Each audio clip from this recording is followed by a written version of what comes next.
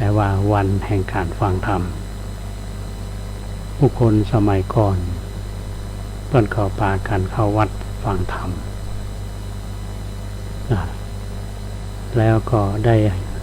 ฟังสิ่งที่เป็นสาระคนยุคก่อนนั้นมีวัดเป็นศูนย์กลางเป็นศูนย์รวมของคนที่อยู่ในชุมชนวัดเป็นโรงพยาบาลวัดเป็นอย่างหลายอย่างก็เป็นวัดเป็นศูนย์กลางในสมัยก่อนขอมาณวันนี้วัดเฮาที่เคยมีบทบาทในเรื่องของประเพณีวัฒนธรรมก็ดีก็หลายอย่างก็ถูกดึงออกไปซึ่งเป็นงานที่ทางท้องถิ่นทำก็ดีประเพณีหลายๆอย่างวัดเฮาก็ลดบทบาทของตัวเองลงก็ไม่ได้เป็นศูนย์กลางของชุมชนที่แท้จริงเพราะฉะนั้นการเข้าวัดฟังธรรมอย่างสมัยก่อนคือเขาฟังธรรมจริงๆต่อไปเพื่อความสงบจิตสงบใจจริงๆแต่ปัจจุบันนี้ก็มีแต่ผู้เฒ่าผู้แก่ที่ไปฟังธรรมบางวัดก็ไม่ได้ฟังธรรมอย่างวัดประแดงเฮานี้ตั้งแต่ธรรมาภาพมาอยู่วัดประแดงตั้งแต่ปี2542เป็นต้นมาเนี่ยก็พยายามที่จะเอาวัดเป็นสิ่งที่เริ่มทำกิจกรรมก่อนที่จะมาอยู่ก็วัดเฮาก็ยังเป็นที่ทราบกันก็คือว่าเหมือนกับวัดล้าง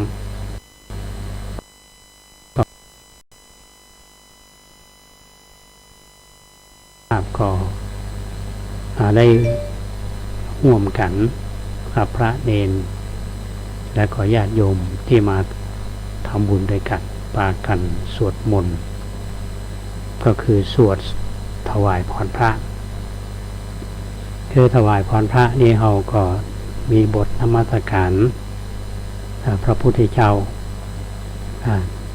แล้วก็สวดพุทธคุณธรรมคุณพระสังฆคุณแล้วก็สวดถวายพรพระหรือในคาถานี่เขาสวดเนี่ยเป็นมาว่าชยมังคลัตถคาถาอาตมาก็เลยญาติโยมที่มาทำบุญเมื่อเช้านี้ฟังว่าชยมังคลัตถคาถาเนี่ยเป็นคาถาที่ว่าด้วยหมวด8แห่งชัยมงคลก็ได้แก่คาถาที่แสดงมงคลก็คือชัยชนะของพระพุทธเจ้ายังมีอยู่ถึง8เรื่องอย่างที่เฮาสวดกันบทแรกเนี่ยท่านผู้ฟังเฮาสวดพาหุงสาหัสเป็นต้นเนี่ยก็คือเรื่องของการชนะมารของพระพุทธเจ้าเนี่ยตอนที่ท่านตรัสรู้อนุตตรสัมมาสัมโพธิญาณชนะด้วยบารมีธรรมทั้งมีฐานะบารมีเป็นต้นไปนี่เขาก็นำมาสวดว่าชัยชนะอันนี้ถือเป็นมงคลอันหนึ่งชัยชนะในครั้งที่2เนี่ยคือชัยชนะอรวกายักษ์ที่เขาสวดกันชนะยักษ์นี้ด้วยขันติคือความอดทนจนเอาชนะอรวกายักษ์มาชัยชนะครั้งที่3เนี่ยชนะช้างนาลาคีรีที่กำลังตกมันอันนี้ก็เป็นฝีมือของพระเทวทัตเหมือนกันที่มอมเล่าช้างนาลาคีรีคือเมาแล้วก็หวังที่จะไปทำร้ายพระพุทธเจ้าในขณะที่ทรงบิณฑบาตพระองค์ท่านก็โดยแผ่น้ำพระทัยอันเต็มเปี่ยมด้วยความเมตตาช้างนาลาคีรีที่ว่าเมามันเนี่ยที่ตกมันเนี่ยก็หมดพยศ ก็คือจางได้รับความเมตตาจากพระพุทธเจ้าชัยชนะครั้งที่สี่คือชนะองคุลิมานอันนี้ชนะโดยการใช้ฤทธิ์นะที่ว่าองคุลิมานไล่ฟันพระพุทธเจ้าจะได้กวตังที่ว่ามีคำพูดหนึ่งที่ว่าพระพุทธเจ้าท่านบอกว่าเราหยุดแล้วก็คือหยุดการทำบาปแต่จริงๆแล้วพระพุทธเจ้าท่านก็ทรงดำเนินไปตามปกติแต่องคุลิมานไล่ฟันพระตันในความหมายก็คือว่าคือ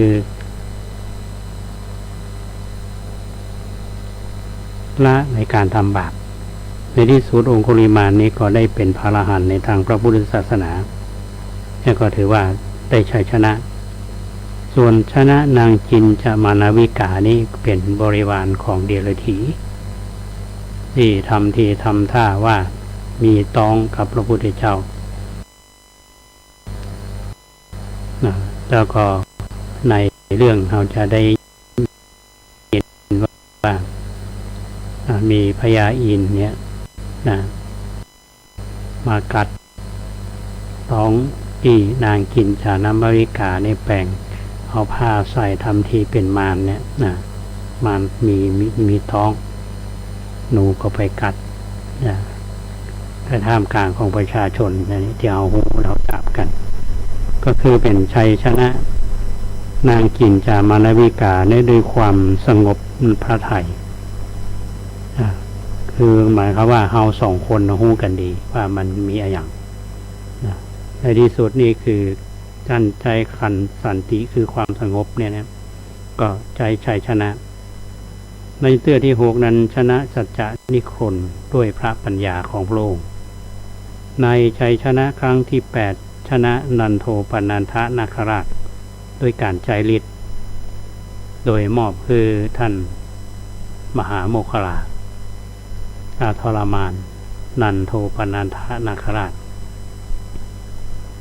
คือในบางครั้งนี่ที่พระพุทธองค์ท่านทรงห้ามบ่ฮื้อแสดงฤทธิ์แต่ถ้าหากว่าการแสดงฤทธิ์นั้นทำให้คนได้ละพยศหรือว่าสัตว์ได้ละพยศเนี่ยได้มีโอกาสได้หานธรรมเนี่ยเพิ่นก็แสดงเรื่องนี้ก็คือพระโมคคัลลานะเป็นผู้ที่ใช้ฤทธิ์ในการทรมานนันโทปนันทนาคราชหรือว่าเป็นชัยชนะแห่งครั้งหนึ่งชัยชนะครั้งที่8นี่เป็นชัยชนะพระพรหมนามว่าภกะหรือว่าขออภัยคนไทยเฮาจะรู้จักในนามว่าภกะพรหมอันนี้เป็นเรื่องของชัยชนะที่พระพุทธเจ้าท่านชนะทั้ง8ครั้งที่เอามาสวดท่านผู้ฟังจะหันว่าตุเจ้าเพิ่นจะนำมาสวดเพื่อที่เป็นสิริมงคลเขาก็อันนี้อาตมาก็เล่าท่านทั้งหลายฟังพอย่อๆว่าง่ายๆก็คือคาถาพาหุงที่หลวงพ่อวัดอัมพวันเพิ่นเล่าหรือท่านได้อ่านจากหนังสือต่างๆเพื่อที่จะให้ท่านทั้งหลายได้เข้าใจว่าคำว่าถวายพรพระเนี่ยก็คือสวดเรื่องชยมังคลัตถคาถาก็คือคาถาที่ว่าได้หมวด8อย่างเนี่ยเป็นชัยชนะเป็นสิ่งที่เป็นมงคลก็ถือว่าชัยชนะของพระพุทธเจ้าที่ว่าชนะด้วยวิธีใดเขาถือว่าเป็นสิริมงคลแต่นี้มีบทสวดแห่งอันหนึ่งที่เราจะได้ยินพระสงฆ์องค์เจ้าเปิ้นจะสวดตลอดอย่าว่าสวดชัยมงคลคาถาเนี่ยชัยมงคลคาถาแต่ถ้าไปดูบทสวดเนี่ยท่านผู้ฟังเปิ้นว่าเป็นบทสวดชัยปริตคือปริตแห่งชัยชนะที่เอาสวดกันพระเจ้าเปิ้นจะสวดท่านผู้ฟังก็คงจะเคยได้ยิน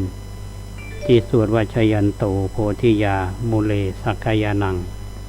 นันทิวัฒโนเอวังตวังวิชโยโหหิชยสุชยมังคะเลอปราชิตาปัตลังเกสีเสปทาวิภุคะเลอภิเสเกสัพพะพุทธานังอาคัปปโตปโมทติสุนัคตังสุมังกลังสุปภาตังสุหุทิตังสุขโนสุโมโหโตจะสุยิทังธรรมจารีสุปะทักขินังกายกัมมังวาจากัมมังปะทักขินังปะทักขินังมโนกัมมังปานิธิเตปะทักขินา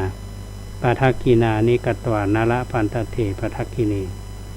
อันนี้เป็นว่าสวดชัยมงคลคาถาถือว่าพระจูตัวเจ้าว่าสวดชยันโตชยันโตนี่คือสวดชัยมงคลคาถาก็คือขึ้นต้นว่าชยันโตโพธิยามูเลเนี่ยอันนี้คือมีที่มาเพื่อที่จะได้เชื่อมโยงกันว่าเป็นบทสวดแห่งชัยชนะที่พระพุทธเจ้าท่านได้นำมาสวดได้โดยความเมตตามีพระมหากรุณาธิคุณของพระองค์ท่านดังนั้นธรรมาภาพก็นำมาเล่าสู่ท่านทั้งหลายได้ฟังว่าการใดๆใช้โดยวิธีไหนก็นำมาบอกกล่าวกันทางวิทยุซึ่งเจ้าธรรมาก็เล่าเมื่อศรัทธาวัดประแดงฟังโดยย่อในลักษณะนี้วันนี้ก็เป็นวันหนึ่งท่านผู้ฟังที่วัดประแดงเรามีโอกาสได้คือโอกาสแก่ทางมหาวิทยาลัยเชียงใหม่โดยคณะวิจิตรศิลป์ในสาขาสหศิลป์ก็ได้อนุญาตใจสถานที่ที่ฮือใจก็คือหน้าวัดคือลานกิจกรรมท่านผู้ฟังหันในภาพในจอในขณะที่ธรรมาออกอากาศจะเห็นว่าภาพจะมีบันไดนาคพอไปทางบนนี่ก็จะเป็นวิหารวัดประแดงถ้าลงมานี่จะมีสันเป็นลานกิจกรรมก็อนุญาตให้ใจลานกิจกรรมเนี่ยซึ่งเป็นที่ของวัดถ้าหากเลือกตั้งก็เป็นหน่วยเลือกตั้งด้วยความร่วมมือกับทางรัฐบาลถ้าหากว่าทางมหาวิทยาลัยหรือคณะใดจะมีกิจกรรมเขาก็อนุญาตให้ใช้สถานที่ในวันนี้ตั้งแต่10 โมงเป็นต้นมาจนถึงก็ประมาณสักเตี้ยงปลายท่านผู้ฟังก็เกือบจะบ่ายโมงมีการเสวนาในหัวข้อว่ามหาวิทยาลัยกับชุมชนร่วมกันได้อย่างใดมหาวิทยาลัยกับชุมชนเนี่ยอยู่ร่วมกันได้อย่างไรวันนี้ทางคณะนักศึกษาจากคณะวิจิตรศิลป์ก็จัดกิจกรรมนี้ขึ้นมาก็ร่วมเสวนาอาตมาได้รับนิมนต์เป็นผู้หนึ่งที่ไปร่วมเสวนาแล้วก็มีท่านศาสตราจารย์กิตติคุณดร.ธเนศเจริญเมืองอาจารย์คณะรัฐศาสตร์และรัฐประศาสนศาสตร์มหาวิทยาลัยเชียงใหม่อาจารย์อุทิศอติมานะอาจารย์คณะวิจิตรศิลป์มหาวิทยาลัยเชียงใหม่นายณัฐวิทย์ถาวรศรีประธานชมรมอาสาพัฒนาชุมชนคณะรัฐศาสตร์และรัฐประศาสนศาสตร์มหาวิทยาลัยเชียงใหม่ซึ่งเมื่อตอนเช้านี้มันมีกิจกรรมเสวนาซึ่งคณะนักศึกษาปีที่2คณะวิจิตรศิลป์สาขาสหศาสตร์ในกิจกรรมดังกล่าวนี้ในชื่องานเปิ้นบอกว่ามาดากลางแปลงสารสัมพันธ์ชุมชนวัดประแดงธรรมาภาพได้ร่วมเสวนาร่วมกันกับคณาจารย์ ตลอดจนถึงนักศึกษาคือเป็นสิ่งที่อาตมายินดีคือใจสถานที่คือความร่วมมือแล้วก็ต้องอนุโมทนากับวิทยากรเนี่ยทางท่านอาจารย์ธเนศเจริญเมืองเนี่ยท่านก็สละเวลามาท่านอาจารย์อุทิศอติมณะก็เป็นครูบาอาจารย์มหาวิทยาลัยผู้ร่วมเสวนาเฮาเนี่ยเฮามีประเด็นที่มองกันก็คือว่า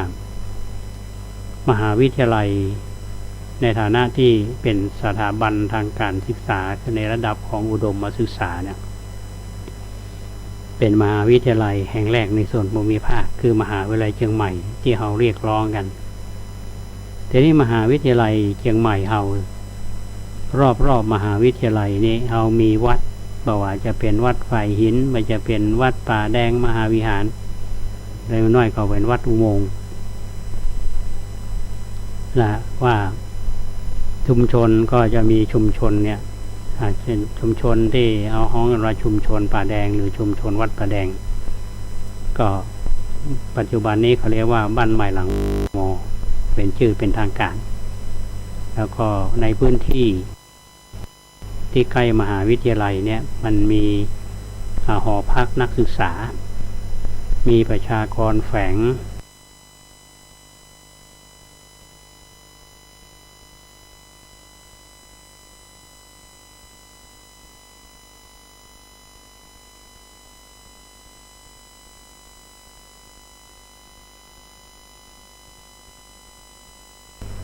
มีหอพัก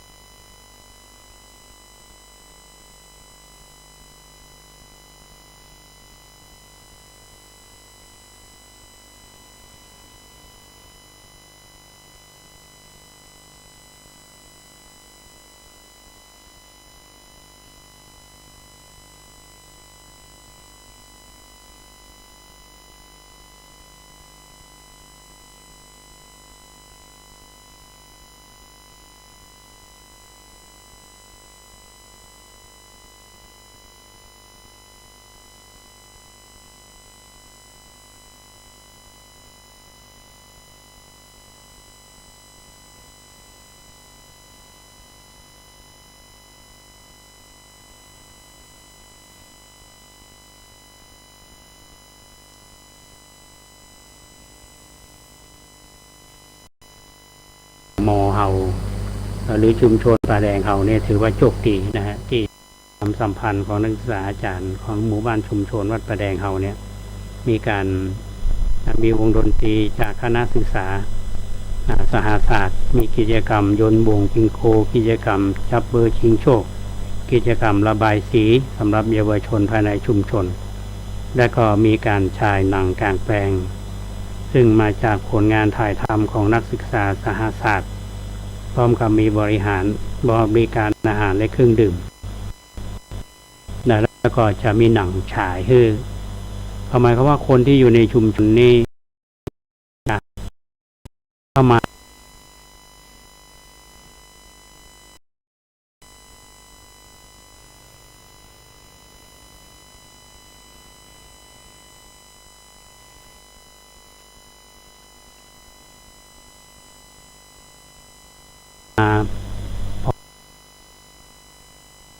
ผลจะเป็นอย่างไรนี้ความ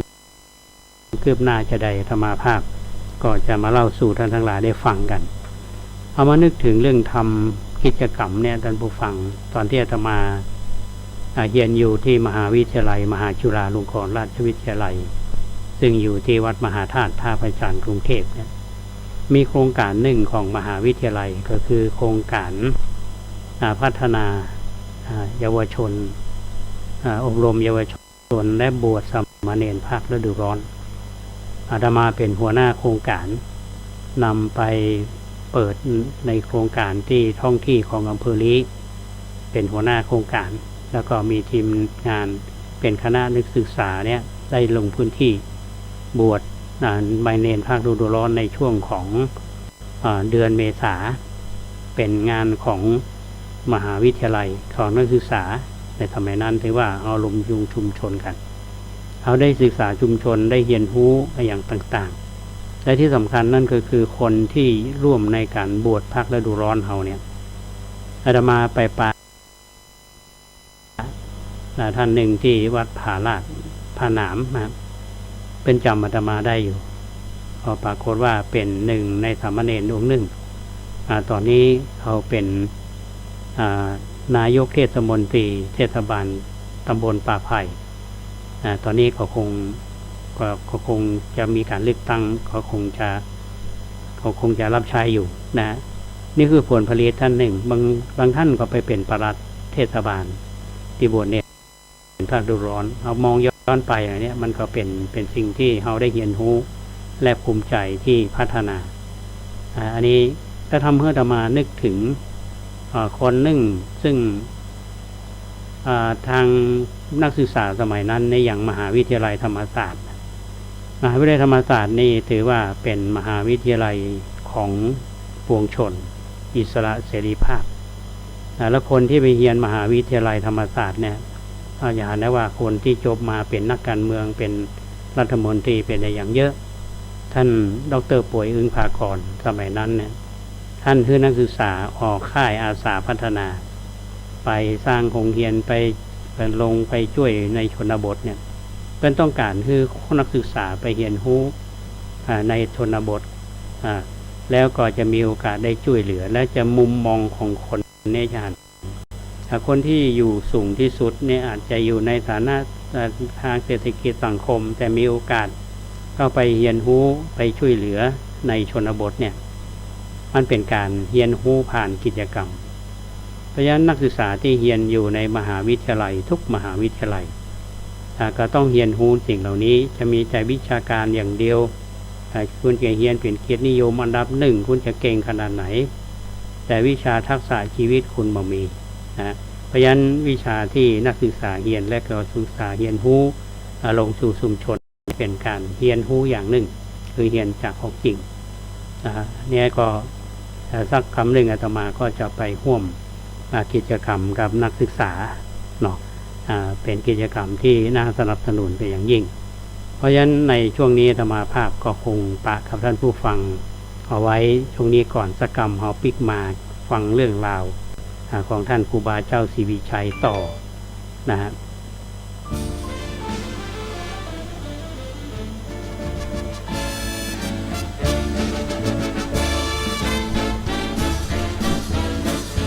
บ้านเมื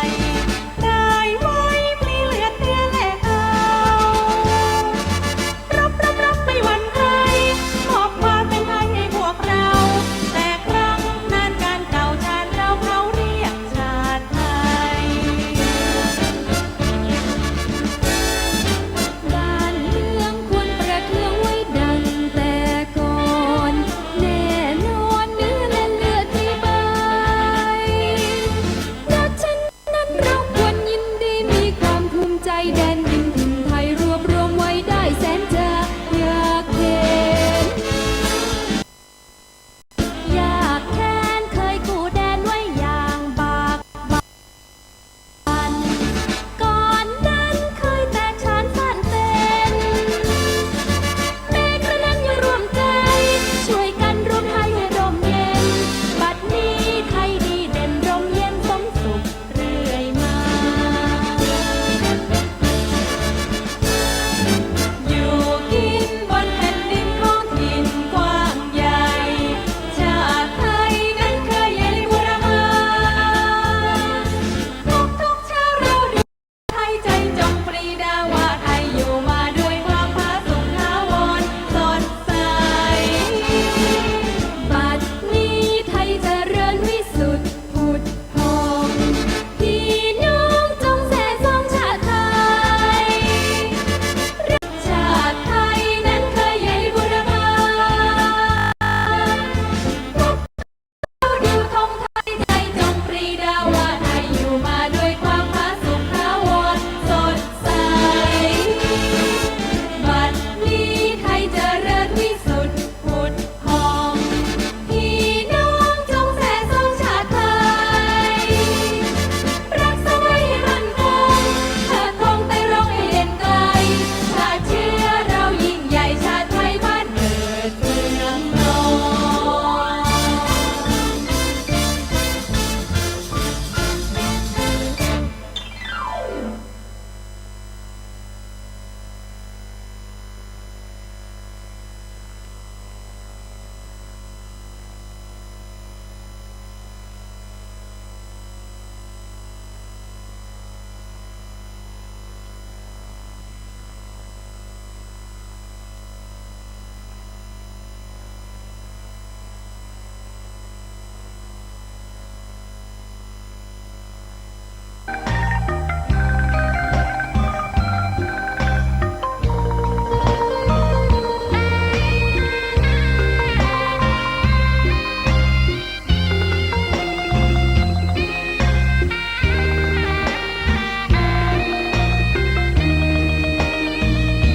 ชะตาฟ้าหรือบารมีชักนำถึงอยู่แสนไกลล้ำพระธรรมไม่มีมองไม่ฟ้าเพียงดินยังทวินปันไฟ เข้าดงขมิ้นเมื่อใด อิ่มอกอิ่มใจเสมอ สายทางคนดี ใจน้อมอธิษฐานบารมี สิ่งดีที่ได้พบเจอ เห็นชายผ้าเหลืองทุกวันฝันเพ้ออยากบวชจริงละเมอเข้าวัดบ้าน คงเป็นบุญที่เคยเป็นทุนสร้างมารักผ้าเหลืองดังว่าปรารถนายึดมันอยากบวชทุกทีผ้าเหลืองผืนนี้ผูกพันอยู่ในใจทุกวันใฝ่ฝันถึงผ้าเหลืองกายวาจาใจสัญญาว่าไม่เสื่อมคลายหัวใจมุ่งหมายเนืองๆไม่มีอะไรมากันให้คนเคืองศรัทธาผ้าเหลืองบวชเป็นเรื่องใหญ่เรา วันรอคอยเข้าโบสถ์ได้บวชเสียที เป็นคนสุขเต็มที่ตามรอยความดีพระพุทธเจ้า ไม่ลืมบุญคุณพ่อแม่กับ พี่น้องท่านผู้ฟัง ทุกท่านกำลังฟังรายการนารมโพต่างสถานีวิทยุสาธารณะจังหวัดเชียงใหม่ช่วงตะกี้นี้ก็ต้องขออนุโมทนากับโยมอุษาเป็นโทรเข้ารายการ พรุ่งนี้เพิ่นจะมาทำบุญตอนเช้าก็ประมาณสัก7 โมงครึ่งจะออกจากบ้านต้องขออนุโมทนาโยมมุสาฟังรายการนี้ตลอดนะแล้วก็เคยร่วมทำบุญอาตมาจำได้ตอนที่เป็นงานของครูบาเจ้าศรีวิชัยนะก็เรียกว่าเป็นผู้ที่มีไฟในทางบุญอาถรรพ์หนึ่งนะต้องขออนุโมทนาวันพรุ่งนี้ช่วงตั้งแต่9 โมงเป็นต้นไปเนี่ยธรรมาภาพได้จะไปฉลองศรัทธาพี่น้องบ้านสันทรายหลวงอำเภอสันทรายท่านพระครูเจ้าวาดท่านพระครูสังฆบริหารเป็นนิมนต์ว่าขอนิมนต์ไปทำบุญขึ้นเฮือนใหม่เพราะอาจารย์ว่า เพราะอาจารย์นี่ถ้าว่า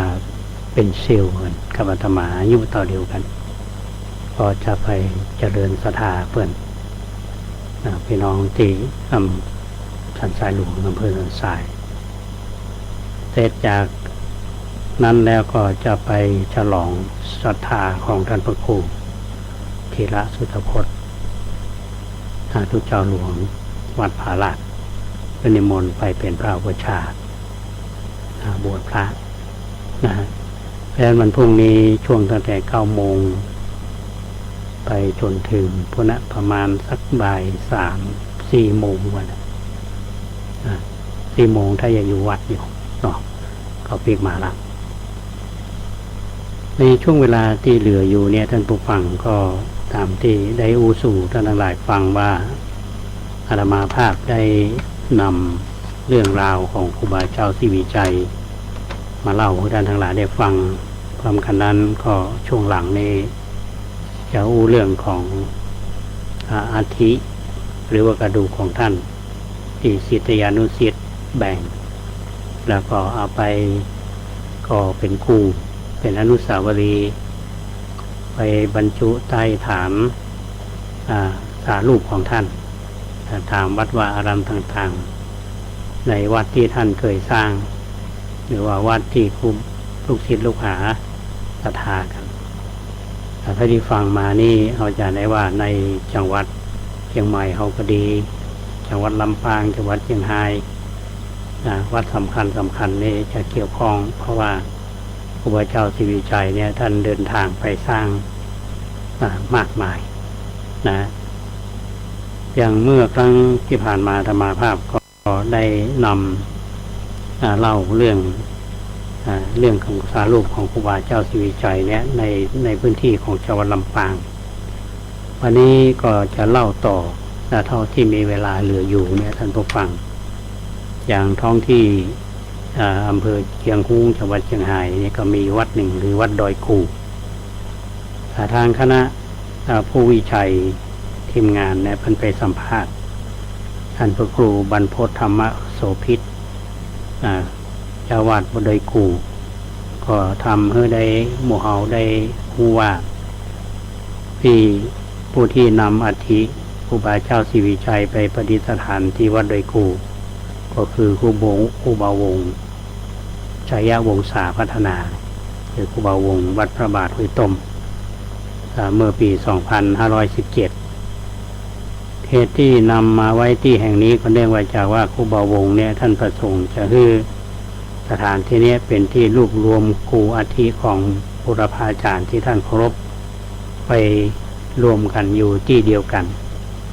ก็ได้สร้างครูบรรจุอัฐิของครูบาชัยยะลังกาหรือครูบากาก่อนเป็นครูแรกครูบาชัยยะลังกาเป็นอุปชาทำการบรรพชาให้ครูบาชัยวงศาเป็นสามเณรที่วัดพระธาตุแก่งซอยต่อมาครูบาชัยยะลังกาเนี่ยก็เดินธุดงค์จากลำพูนเนี่ยมาเยี่ยมญาติที่จังหวัดเชียงรายก็มรณภาพเมื่อปี 2476 บริเวณหลังโรงเรียนห้วยขี้เหล็กหมู่บ้านห้วยขี้เหล็กก็บ่ไกลจากตำบลประสางอำเภอเชียงรุ้งจังหวัดเชียงราย ท ข่าวนี้ก็แพร่ไปถึงลูกศิษย์ของท่านคือครูบาอินถาเป็นชาวละปูนผู้ติดตามครูบาชัยยะลังกามาจำพรรษาที่เชียงรายท่านบ้านวัดนาเลี่ยงครูบาอินถาก็สร้างอารามขึ้นมาถวายแก่ครูบาชัยยะลังกาต่อมาพศ 2478ครูบาอินถาถึงแก่กรรมหรือแก่มรณภาพไปผ่านไปเป็นเวลา30 ปีพอมาถึงพศ 2512ครูบาชัยยวงศาเพิ่นก็เดินทางขึ้นมาจากอำเภอลีอาสลาก็คือบรรดาพระภิกษุสงฆ์สามเณรและชาวกะเหรี่ยงมาช่วยกันบูรณะปฏิสังขรณ์วัดที่ครูบาอินถาสร้างขึ้นพร้อมกันจัดสร้างกูอัฐิครูบาทั้งสองคือบครูบาชัยยะลังกาซึ่งเป็นอุปัชฌาย์และครูบาอินถาซึ่งเป็นศิษย์ผู้พีกพูดถึงตรงนี้นี่มองหันภาพท่านผู้ฟังว่าพระเนนในสายของครูบาวงเนี่ยนะครับพระเนนมีความรู้ดันงานช่างอย่างท่านไปวัดผาหนามเนี่ยท่านก็จะได้หันพระเนนนะทำทั้งนั้นนะงานมันได้หันอาตมาไปหันกับตามาที่วัดโดยเงือกที่บ้านแม่หว่างอำเภอลีลูกศิษย์ของท่านครูบาดอนซึ่งมีความรู้ด้านช่างการก่อสร้างเนี่ยทำได้หมดท่านผู้ฟังผู้จบการก่อสร้างมานี่อายกันแล้วกันวันก่อนเนี่ยไปปะเนนอู้กับเพื่อนว่าผมอยู่กับครูบาดอนมาตั้งแต่อายุ11ตอนนี้ผ่านมา8 ปีแล้วครับเพราะฉะนั้นเป็นช่างท่านเนี่ยที่ท่านครูบาวงป่าไปเนี่ยก็คือพระเนนทั้งนั้นเลยไปสร้างทีนี้พลิกไปถึงว่าในพศ 2517เนี่ยครูบาวงสาวัฒนาเนี่ยเพิ่นก็ได้อัญเชิญอัฐิครูบาเจ้าศรีวิชัยไปเก็บรักษาไว้ที่วัดพระบาทห้วยต้มแล้วก็บรรจุทำหลังหนึ่งโดยท่านก็ลงมือปั้นรูปเหมือนด้วยการใช้วัสดุปุ่นของครูบาชัยวงศาครูบาอินถาและครูบาเจ้าศรีวิชัยด้วยตัวเองหลังจากนั้นวัดโดยกูก็กลายเป็นวัดล้างบ่มีทุเจ้าจำพรรษาแต่มีการทำบุญประจำแบบปีแล้วก็มีการเข้าใหม่ส่งน้ำคู่จนกระทั่งปี 2530นี่ครูบาวงท่านก็เดินทางปิดไปที่อำเภอเชียงหุ้งรอบหนึ่งไปบูรณะปฏิสังขรณ์เสนาสนะภายในพระวิหารกำแพงหลังจากนั้นครูบาวงท่านก็มรณภาพเมื่อปี 2542คณะศิษยานุศิษย์วัดพระบาทห้วยต้มเนี่ยท่านก็นำเจ้าภาพก็คือคุณอมราพวงชมพูได้สร้างรูปหล่อสำริดของครูบาพิชัยเขาปีและรูปและครูบาชัยยวงศาพัฒนาโดยทำการหล่อจากโรงงานที่กรุงเทพนำมาประดิษฐานสถูปที่วางเคียงกันก็รวมเป็น5 หลังชาวบ้านหันว่าสถูปกูเหล่านี้เรียงรายบนดอยขนาดย่อมก็จึงฮ้องว่าดอยกูคำว่าดอยกูนี่ก็คือเป็นที่บรรจุอัฐิของครูบาชัยยะลังกาซึ่งเป็นอุปัชฌาย์ของท่านครูบาวงก็ครูของครูบาข้าวปีครูบาศรีวิชัยเนี่ยท่านผู้ฟังจะหาได้ว่าวัดวารามต่างๆในสายของท่านครูบาเจ้าศรีวิชัยในสายของท่านครูบาอภิชัยข้าวปีในสายของท่านครูบาวงเนี่ยมีอันหนึ่งที่เฮาชื่นชมในเรื่องของการศรัทธาแล้วก็ปฏิบัติตามคำสอนเนี่ยคือพี่น้องประกากยอมีความเชื่อมั่นและมีความเคารพมีความศรัทธายังมีหลายๆที่ยังอาตมาได้รับรู้มาอย่างท่านครูบาวงไปจำพรรษาเป็นจำพรรษาในดอยนั้นดอยนี้คือหมายความว่าในหมู่บ้านของพี่น้องปากากยอเนี่ยครูบาไปจำพรรษา1 ภาษาพ่อง2 ภาษาพ่อง และต่อมานั้นชาวบ้านก็ไปสร้างสำนักสงฆ์ไปสร้างเป็นวัดเป็นอย่างขึ้นมา เป็นที่น้อมระลึกถึงครูบาเปิดนะแล้วก็น้อมนำคำสอนนี้ไปปฏิบัติอย่างอันชัดเจนในท่านผู้ฟังในท้องที่ของอำเภอลี้เฮาเนี่ยในฐานะที่อาตมาเป็นคนอำเภอลี้นะคือในช่วงที่เราเป็นเนนเป็นละอ่อนเนี่ยเราก็ยังจำความได้พ่องไม่ได้พ่องนะอย่างอาตมาภาพเนี่ยเป็นละอ่อนเคยไปงานทางครูบาข่าวปีเนาะเปิ่นสร้าง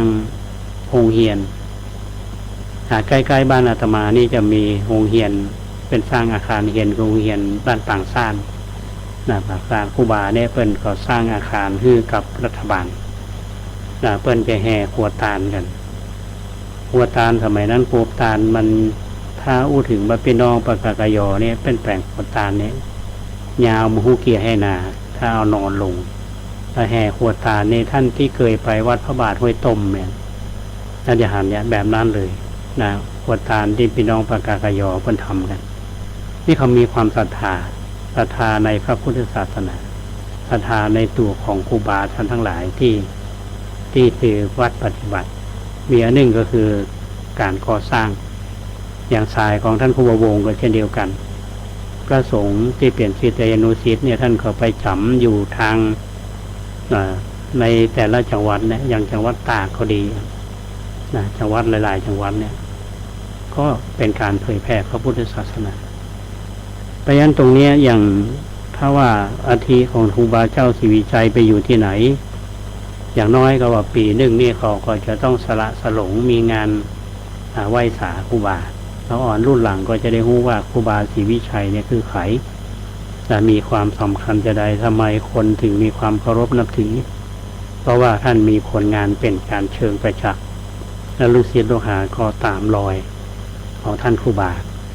นะโดยเฉพาะพี่น้องอำเภอลี้เฮาที่ยังรักษาในส่วนนี้อย่างเหนียวแน่นนะฮะในส่วนที่อื่นๆนี่ก็ยังมีอยู่ท่านผู้ฟังบ้างอย่างอำเภอในเชียงรายนี่ก็มีหลายวัดอยู่อาตมาก้อยๆเรามาเล่าท่านทั้งหลายได้ฟังกันว่าไปที่ไหนวัดไหนของในช่วงที่เวลาเหลืออยู่เนี่ยท่านผู้ฟังอาตมาขออนุญาตได้นำข่าวมาอุจจากันว่าในช่วงนี้วัดประแดงเฮากำลังทำศาลาหมอชีวกโคมารพัฒน์อันนี้มุงหลังคาเรียบร้อยแล้วเราทำซี่โครงรอบ2 ด้านก็เรียบร้อยแล้วพรุ่งนี้ก็จะติดตั้งฝาด้านทิศตะวันออกก็เป็นด้านหลังเมื่อเสร็จแล้วเราก็จะได้ยกอุปปันขึ้นไปประดิษฐานและทำประตู